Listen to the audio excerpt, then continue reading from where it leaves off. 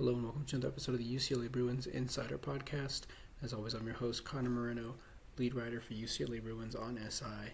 And today we're going to go ahead and continue our transfer portal series.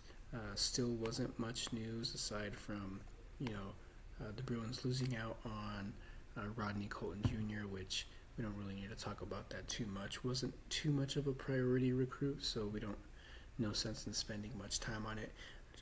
Would rather knock out these transfer Roundup series, and we're moving on to part 5. Last episode in part 4 we talked about Cole Martin, Cortland Ford, Robert Stafford. This episode we're moving on to 3 more, and that's going to be Anthony Woods, Ashton Sanders, and Jameer Johnson. So a little bit of a kind of a recap.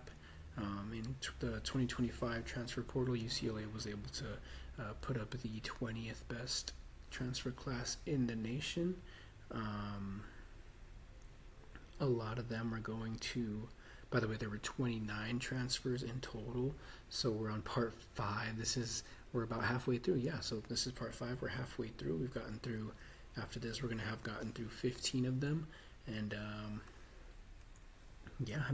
29 total transfers, 20th ranked transfer class in the nation, which is pretty much in line with,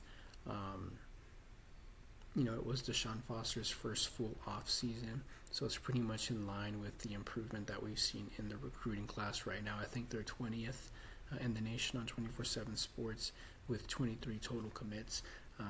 Anyways, let's get to it. Our first transfer is going to be Anthony Woods. He's a redshirt junior transfer running back from Utah. He's projected kind of deep in the running back depth chart, obviously behind like Javion Thomas, Jalen Berger, Anthony Frias even. From what I could glean is he kind of came back to UCLA. I say came back just because he's a SoCal kid, but he came to UCLA with the potential of being close to home while bouncing back from an ACL injury that actually kept him from playing at all in Utah. Pretty good homecoming. Maybe they can get something out of him in his recovery. Let's see what the Bruin Report Online staff had to say about him. While it wasn't a primary need with the loss of Harden, UCLA definitely had a running back in the nice-to-have pile, and Woods is a great fit for the sort of need. He could work out and absolutely end up a starter. He was very good at Idaho, and Idaho was one of the top 10 to 15 FCS programs, so you can project reasonably well from that level to B4. But his presence also probably doesn't scare anyone away and doesn't send any other backs heading for the portal.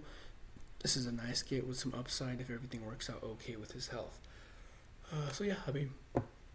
Pretty much like I said, he, I'm sure, came to Westwood just for the proximity to home, and UCLA was interested in him as maybe some sort of a reclamation project to see what they could get out of him. I'm sure you can get something out of him, especially given how good he was in Idaho. Let's move on to Ashton Sanders. He's a redshirt sophomore transferred defensive lineman. He's from Oklahoma. He comes from Oklahoma along with Eugene Brooks, who we talked about a couple episodes ago. It was a pretty big addition, especially for this defensive line, kind of this overhauled defensive line, especially on the edges.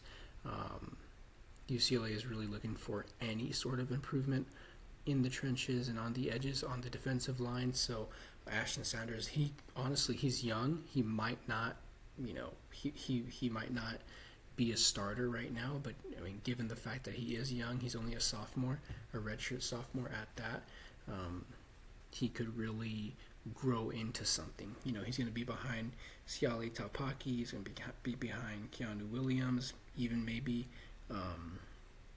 some other people at that. But sooner or later he could find himself a starting spot on the defensive line in the future. Let's see what the Bruin Report Online staff had to say. Arguably, UCLA's most important 2 transfers so far have come from Oklahoma.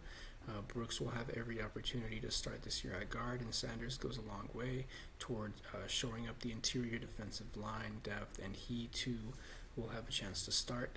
It should be noted that both players are Los Angeles area bounce backs through time immemorial. UCLA has benefited greatly from SoCal bounce backs, and Brooks and Sanders could be the next two who make an impact for the Bruins. UCLA has now picked up 13 transfers. This was written in the midst of the transfer portal. This cycle with 9 of them on the defensive side of the football. Ikai Kamaloy and his mostly new defensive staff have been doing some very effective work.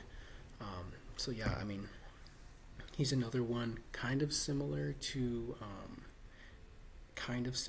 Anthony Woods, where, I mean, he's not coming off an injury, but he is coming back to SoCal as some sort of a reclamation project, and UCLA has typically been good at, we talked about it in the last episode recently, UCLA has been pretty good at, I don't want to say pretty good because in this case they're losing recruits at the jump, but, you know, recruits that think, as many people on the staff would say, the grass is greener outside of SoCal.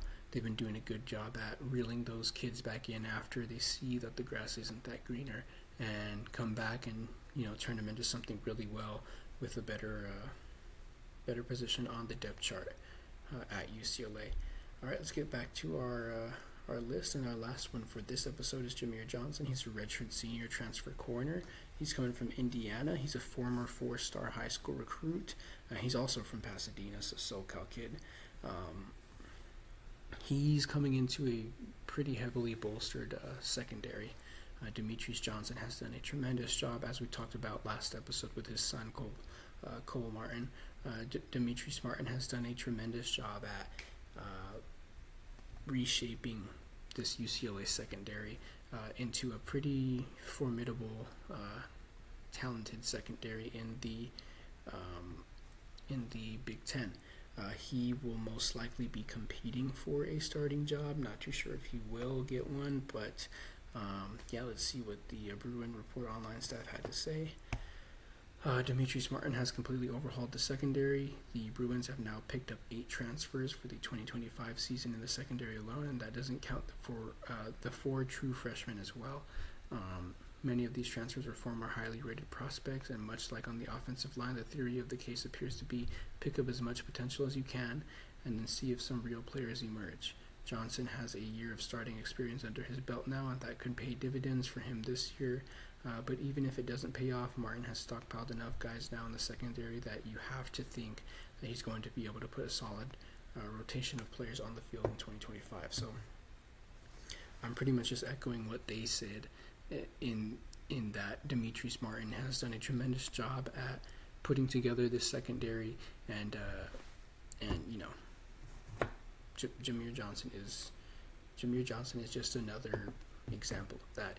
He'll be competing for a good starting spot. Overall, UCLA's defense has completely turned around as far as on paper potential ahead of this season. And yeah, I'm excited to see what they can do. Thank you for watching and listening to another episode. We're going to go ahead and get through with this series soon. And yeah, thank you for watching and listening. We'll see you tomorrow.